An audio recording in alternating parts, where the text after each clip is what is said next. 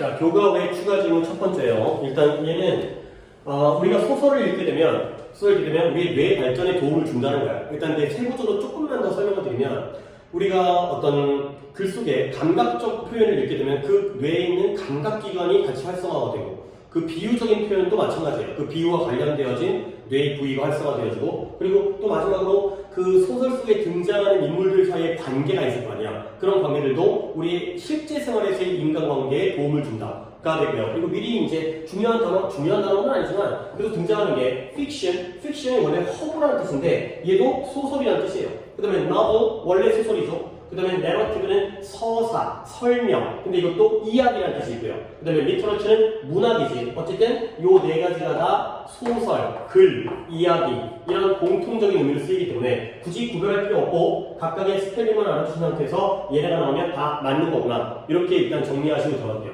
자, 그러면 amid라는 게 뭐뭐 중에서 이런 디지털 장치를 스마트폰이라든가 TV라든가 뭐 인터넷이라든가 유튜브라든가 디지털 장치들의 소음 중에서 독서, 소설을 읽는다는 거의 가치가 어때 보여요? 요즘엔 잘 안 읽잖아.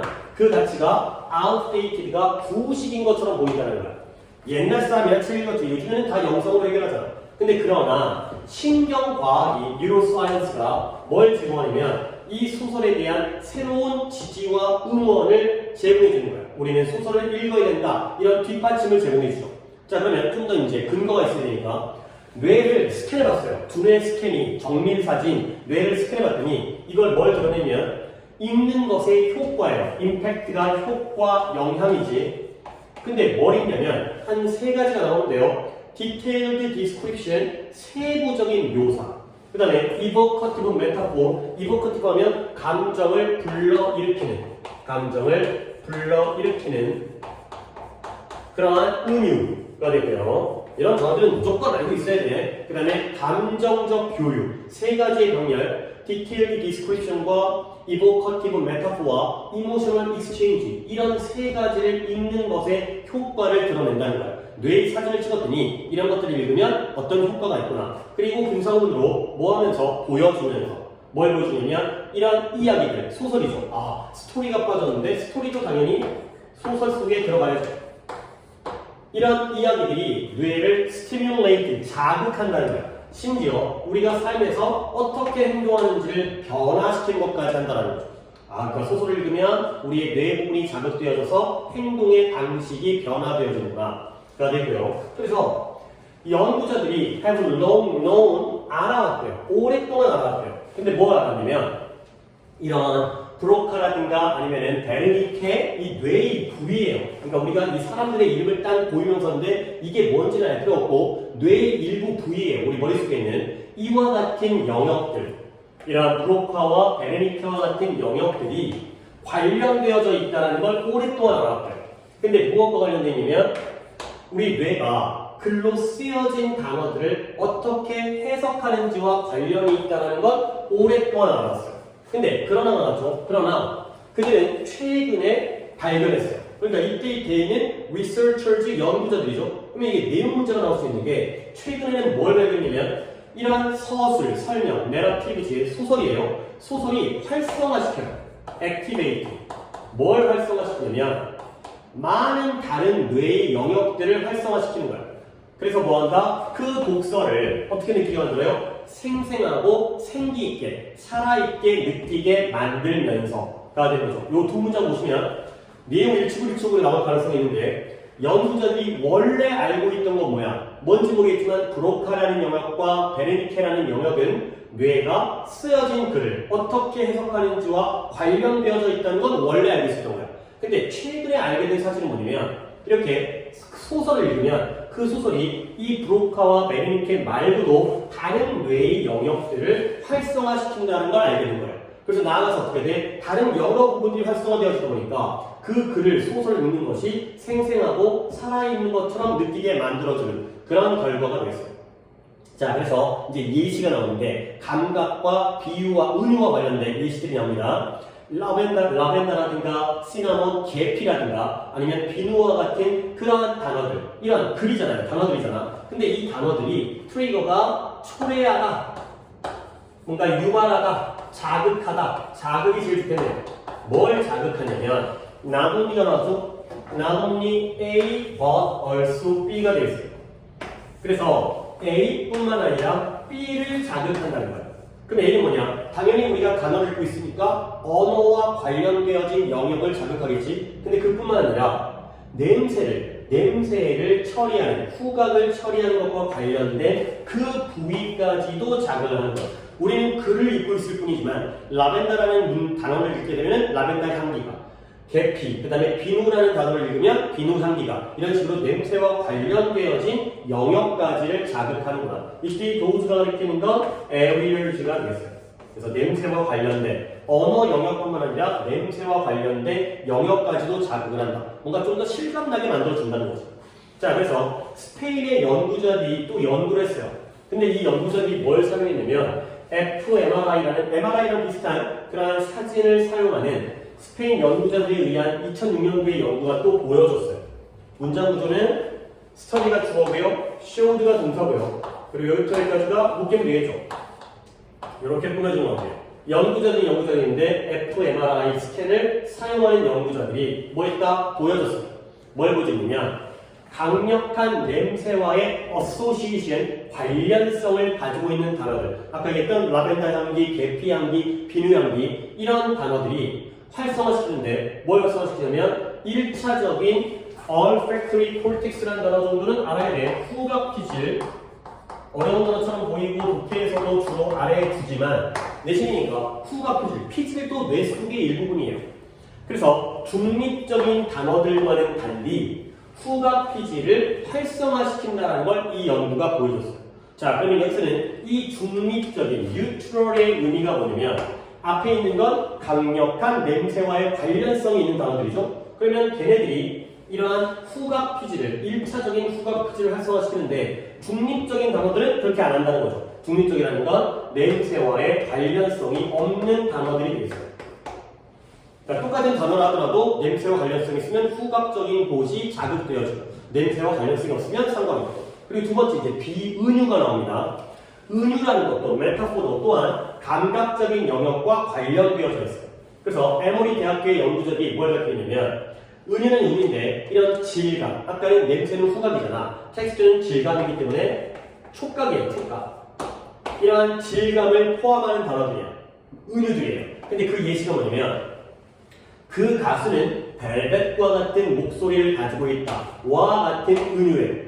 그러니까 벨벳이라는 건 천의 일종인데 막 반짝반짝 부들부들거리는 두꺼운 천이라고 했지. 목소리가 벨벳 같은 목소리야. 근데 그게 딱 들었을 때 목소리는 청각적이지만 비유는 촉각적이죠. 그러면 이런 은유가 이런 감각적인 피질, 감각 피질, 콜텍스가 피질이니까 은유적이지 않은 non-metaphorical, 은유적이지 않은 어구들과 달리 이러한 감각 피질을 또한 자극했다가 되죠. 그러니까 뭔가 촉각과 관련된 은유가 우리의 감각적인 부분을 자극하고요. 그런 은유적이지 않은 경우에는 자극을 안 한다가 되겠어요. 그래서 뭔가 소설의 내용들을 읽어내는 게 우리의 뇌를 자극해주는 역할이 되겠어요. 자, 근데 이제 여기가 조금 더 어려운 내용이 나오는데 뇌가 differentiate라는 게 구별하다의 뜻이거든요. differentiate. 뇌가 differentiate, 구별하다, 차별하다. 뭘 구별하지 않냐면 뭐 좋은 단어 가지고 여기다가는 이제 separate라든가 아니면 뭐 divide라든가 나누다, 구별하다, 분리하다 많이 구별하지 않는다는 거야. 근데 뭘 구별하지 않냐면 between A and B니까 A와 B 사이에서 많은 걸 구별하지 않죠. 뭘 구별하냐면 reading about an experience, 어떤 경험에 대해서 읽는 게 A예요. 그리고 그것을 실제 생활에서 encounter, 맞닥뜨리다. 이 둘 사이에서 크게 구별하는 것처럼 보이지 않는다는 거죠.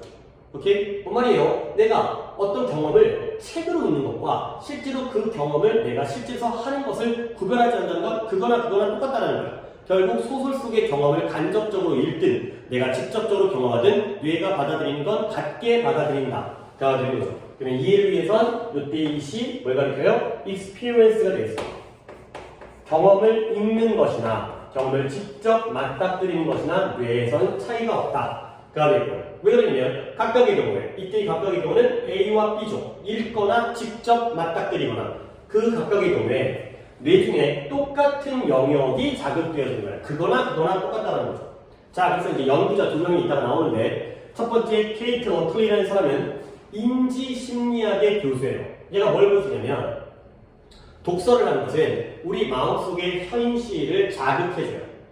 근데 뭐처럼 컴퓨터 시뮬레이션이 하는 것처럼 컴퓨터 시뮬레이션을 갖다가 영상으로 보는 때에 우리가 자극되어지는 것처럼 글을 읽는 것도 똑같은 효과를 내죠. 그래서 소설은 소설인데 with 그 소설의 생생한 세부사항과 은유를 가지고 있는 소설을 제공해주는데 어떠한 풍부한 풍요로운 복제를 제공해줘요. 리플리케이션이 복제야. 근데 현실에 대한 복제가 되는 거죠. 이것도 단어 하나를 알려드리면 duplication 같은 거예요. duplication, replication, duplication. 복사, 복제. 하나 더 알려줄게요. reproduction. 다 복제, 복사가 있어요. 현실을 똑같이 복제하는데 그게 풍부해. 그래서 뭐 하냐면 이런 독자들만 하여금 무언가를 경험하게 해주는 거야. 근데 여기가 또 말이 어려운데 무언가인데 페이지의 바깥에서는 이용 가능하지 않은 무언가를 경험하도록 허락해주죠. 그러니까 뭐냐? 우리가 책에서만 볼 수 있는 거. 우리가 이제 실제로 이제 우리가 대한민국에 살고 있는데 미국을 배경으로 한다거나 아프리카를 배경하고 있다거나 미래를 배경하고 있다거나 페이지의 바깥에서는 어프라는 게 분리되어진 거잖아. 소설의 바깥에서는 이용 가능하지 않은 무언가를 경험하도록 허락해주는 거야. 간접 경험이 되는 거죠. 그리고 어디에 다른 사람의 생각과 느낌에 완전히 들어가 보도록 가능하게 해준다. 가 되어 있어요. 그래서 다시 한번 소설이라는 건 생생한 세부사항과 은유를 가지고서 풍부한 현실에 대한 복제를 제공해줘요. 그러다 보면 독자들에게 뭐 할 수 있다? 페이지에 그 소설의 바깥에서는 이용 가능하지 않은 것을 경험할 수 있게 해주고요. 그리고 다른 사람들의 생각과 감정에 완전히 들어가 보는 걸 가능하게 허락해 주면서가 되겠습니다. 자, 그 다음에 소설은 특히나 이제 이게 세 번째, 아까 감각 얘기했고 은유 얘기했고 이제는 인간관계. 소설은 특히나 효과적인데요. 뭐 하는데 인간의 사회적이고 감정적인 삶을 exploring, 탐구하는 데 있어서 효과적이에요. 그래서 두뇌 연구가 보여주는데 우리의 마음이, 우리의 생각이 소설적인 허구의 등장인물들 사이의 관계를 실제의 현실적인 사회적인 만남처럼 다룬다는 걸 보여주죠. treat A as B가 A를 B로 다루다, A를 B로 취급하다. 그러니까 소설 속에 나오는 허구의 등장인물들이 만날 거 아니야. 그런 것들을 내가 실제로 사회에서 만나는 것과 똑같이 여긴다는 거예요. 드라마를 보면서 몰입하는 것처럼.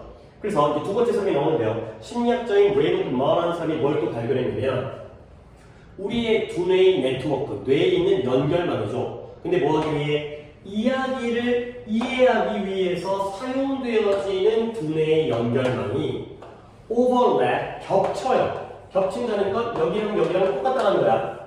근데 무엇과? 실제 사회적인 상호작용을 해서 사용되어지는 것과 겹친다는 거야. 우리가 이야기를, 어떤 이야기를 읽거나 들으면서 이해할 때 사용하는 두뇌의 연결망과 사회적 관계, 친구관계, 연인관계, 가족관계를 해서 사용되어지는 것이 겹치는구나. 같은 데가 사용되어지는구나. 가 되고요. 그러면 이때 도우즈는 네트워크스가 되겠습니다. 이런 지침들 잘 보셔야 돼. 법법은 별로 없으니까. 그래서 결국 이러한 서술, 역시 내러티브도 소설이었죠. 소설은 독특한 기회를 제공해 주는 거예요. 유니크한 opportunity. 근데 뭐 할 수 있는 기회냐면 construct a map of other people's intention. 다른 사람들의 의도에 대한 그 지도를 구성할 수 있는 기회가 되는 거죠. 내 머릿속에다가 다른 사람의 의도는 어떨지를 갖다가 하나의 지도를 만들어 볼 수 있는 그러한 기회를 주는 거야.